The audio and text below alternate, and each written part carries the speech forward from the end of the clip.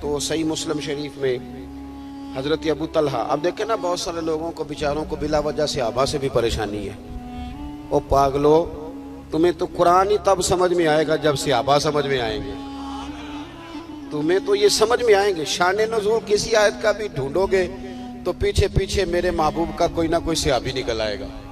تو تمہیں تو قرآن و سنت سمجھ ہی تب آئے گا. تو تم صحابہ کو چھوڑ کر، اہل بیت کو چھوڑ کر، نبی پاک کے خاندان عالی نسب کو چھوڑ کر قرآن و سنت سمجھنا چاہتے ہو، ٹھوکریں کھاتے پھرو گے ان کے در پہ آ پڑو. قافلہ تو اے رضا اول گیا آخر گیا. حضرت ابو طلحہ ایک غریب آدمی تھے. نبی پاک صلی اللہ علیہ وسلم نا مسجد میں تشریف فرما تھے تو ایک مہمان آ گیا. اس نے کہا میں نے روٹی کھانی ہے. آپ سے میں نے پہلے بھی کہہ لیا ہے کہ پہلی تو بات یہ ہے کہ آپ کا مجھ سے پیار ہے، آپ نے ناراض ہونا نہیں.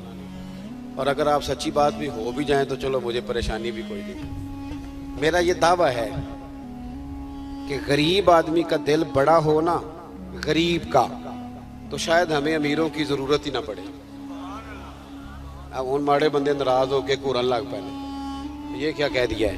میں صحیح کہہ رہا ہوں. اگر غریب کا دل بڑا ہو جائے نا، اس کو اللہ نے 2 روٹیاں دی ہیں تو وہ یہ نہ کرے کہ سویرے کیا کھاؤں گا، تو ایک دوسرے غریب کو دے دے. غریب دل بڑا کر لیں تو شاید امیروں کی ضرورت نہ پڑے. یہ ہم نے دل تنگ کر لیے ہیں تو ہمیں امیروں کی ضرورت ہے. ہمیں چیئرمین کی، ناظم کی، ایم این اے کی، ان کی ہمیں ضرورت پڑتی ہے. کیوں کہ دل چھوٹا کر لیا. حضرت ابو طلحہ غریب آدمی، نبی پاک صلی اللہ علیہ وسلم نے فرمایا میرا مہمان آ گیا. اور صحیح مسلم کی حدیث ہے، اسے روٹی کھلانی ہے، کون کھلائے گا؟ آپ فرماتے ہیں کہ میں نے نا سرکار کی بات پوری نہیں ہونے دی. حالانکہ وہ ادب جانتے تھے بڑا. کہتے ہیں اس لیے نہیں پوری ہونے دی کہ کہیں کسی اور کا نمبر نہ لگ جائے. ابھی حضور کے مبارک جملے دہن مبارک میں تھے کہ اٹھ کے کھڑے ہو کہنے لگے سونیا میں نے کھلانی ہے روٹی. آپ کے پرونے کو، مہمان کو روٹی میں نے کھلانی ہے. او دیکھو سنو، مسلم شریف پڑھ رہا ہوں. فرماتے ہیں میں نے اعلانیہ کا روٹی میں نے کھلانی ہے. اور مجھے اپنے گھر کا پتہ تھا کہ میرے گھر میں اس وقت بھی جو کھانا پڑا ہے وہ میرے بچوں کے لیے ایک وقت بھی پورا نہیں آئے گا. اب آپ کو ایک درویش کی بات بھی ساتھ سنا دوں. وہ کشمیر کے رومی حضرت میاں محمد بخش صاحب، میاں صاحب فرمایا کرتے تھے مالاں والے سخی نہیں ہوندے. مالاں والے پیسہ جوڑدا ہی تاں ہے جے سخاوت نہ کریے تے مال والے نے کی تو سخی ہونا ہے. مالاں والے سخی نہیں ہوندے تے سخیاں کول مال نہیں ہوندا. اب سمجھتے رہنا اس کو. کیا کہا اللہ کے بندے نے؟ مالاں والے سخی نہیں ہوندے تے سخیاں کول مال نہیں ہوندا. ہاں ایتھے اوتھے دوویں جہانی سخی کنگال بھی نہیں ہوندا. یہ نہیں ہے کہ وہ کنگال ہو جائے، یہ بھی ہو سکتا.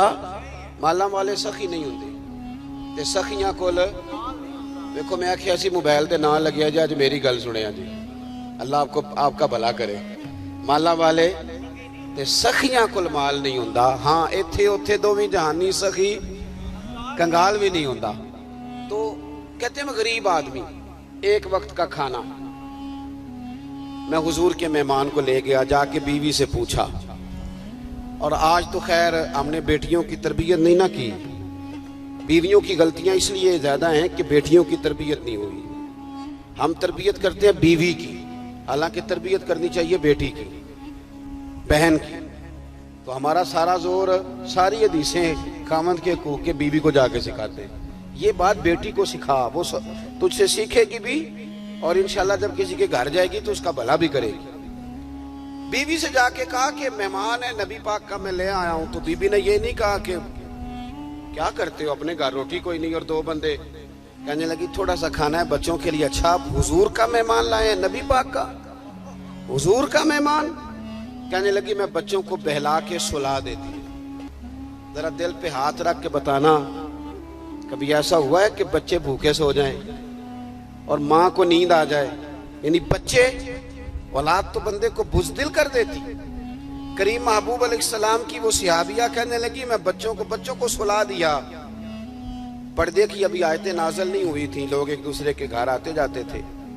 کہنے لگی آپ مہمان کو لانا میں نا چراغ ٹھیک کرنے کے بہانے چراغ بجھا دوں گی. اب بات چونکہ مضمون چل رہا ہے تو کرنی پڑے گی. غریب اپنی غربت چھپاتا نہیں، یہ روتا ہے، اور روتا بھی دنیا داروں کے سامنے. یہ دیکھیں نا، میاں بیوی روئے نہیں، غریبی پہ پردہ ڈالا. اور ترمذی شریف میں حدیث ہے، نبی پاک صلی اللہ علیہ وسلم نے فرمایا اگر تو لوگوں کے سامنے دکھ بیان کرے گا، اللہ تجھے کبھی غنی نہیں کرے گا، کبھی غنی نہیں کرے گا. اپنے دکھ اپنے رب کو بتا، رب بڑی جلدی تجھے دنیا داروں سے بے نیاز کر دے گا. ہم کہانیاں بناتے ہیں. میں رستے میں اپنے دوستوں سے کہہ رہا تھا ابھی ہم ملتان شریف سے آ رہے ہیں، میرے اسا فرمایا کرتے تھے سونا جوڑا پایا کرو. میں نے کہا حضور اس کی کیا وجہ ہے؟ کہنے لگے تسی مٹھا جا کپڑا پاندے ہو تے لوگوں کو دعوت دیندے ہو، ساڑے کول کوئی نہیں، کو جوڑا ہی لے آن لگا. یہ آپ دعوت دیتے ہیں لوگوں کو کہ بھائی کپڑے نہیں، اچھے کپڑے پہنے. کیوں ہمیں کچھ سمجھے کہ یار ان کو ضرورت ہے کسی چیز. بے نیاز رہیں، اپنے دکھ درد اپنے رب رسول کی بارگاہ میں عرض کریں. تو پردہ اپنی غریبی چھپائی. چراغ ٹھیک کرنے کے لیے بی بی اٹھی، چراغ بجھا دیا. مہمان روٹی کھانے بیٹھ گیا تو دونوں میاں بیوی منہ ہلاتے رہے. مہمان نے پیٹ بھر کے روٹی کھائی تو چراغ بھی ٹھیک ہو گیا. مہمان سمجھا ان دونوں نے بھی کھائی ہے، لیکن اندھیرے میں کھائی تھی نا. اب یہاں مفتیان کرام علماء سے آپ یہ سوال نہ پوچھ لینا کہ اندھیرے میں روٹی کھانی جائز ہے کہ ناجائز ہے. حکم یہی ہے کہ اجالے میں پانی پیو، لیکن یہاں رنگ اور ہے، یہاں بات اثار اور قربانی کی چل رہی ہے. حضرت ابو طلحہ نے اور ان کی بیوی نے مہمان کو روٹی کھلائی. روٹی نفل نہیں پڑے، میں مضمون پہ ہوں جو شروع کیا تھا. نوافل نہیں پڑھے، مراقبہ نہیں کیا، انہوں نے کوئی ختم قرآن پاک نہیں کیا. یہ سارے کام بھی وہ کرتے تھے، لیکن روٹی کھلائی بھوکے کو، اور چراغ گول کر کے کھلائی، اپنا پیٹ کاٹ کے کھلائی، بچے بھوکے سلا کے کھلائی. کہتے مہمان سو گیا جا کے، ہم بھی سو گئے. کسی انعام کا لالچ نہیں. ہمارا کلیجہ بڑا ٹھنڈا تھا کہ ہم نے اس بندے کی خدمت کی ہے جو مدینے والے رسول کا مہمان تھا. دل ٹھنڈا تھا. کوئی ضرورت نہیں ہمارے کوئی اشتہار چھپائے، کوئی نام لے، نہ. ہم بڑے اطمینان کے ساتھ بیٹھے تھے. فجر کی اذان ہوئی.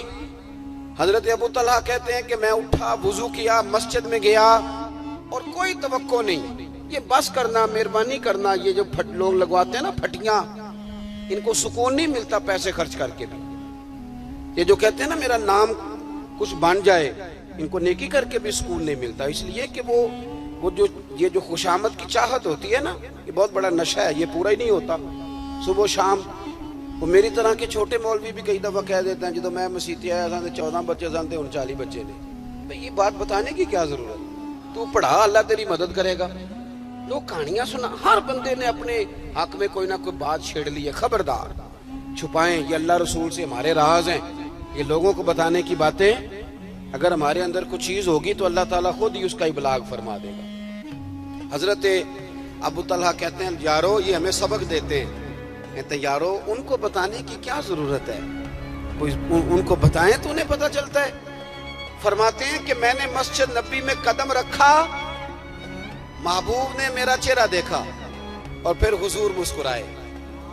اور فرماتے ہیں مسکرا کے فرمایا ابو طلحہ رات تیرا اور تیری بیوی کا عمل خدا کو بھی بڑا پسند آ